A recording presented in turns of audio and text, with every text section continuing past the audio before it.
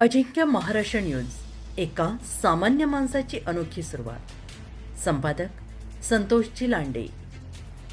पाहुयात काही ठळक आणि महत्त्वाच्या घडामोडी.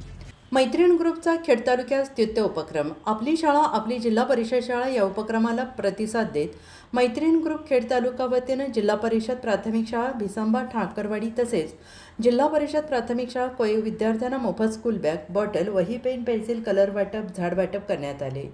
तसेच 14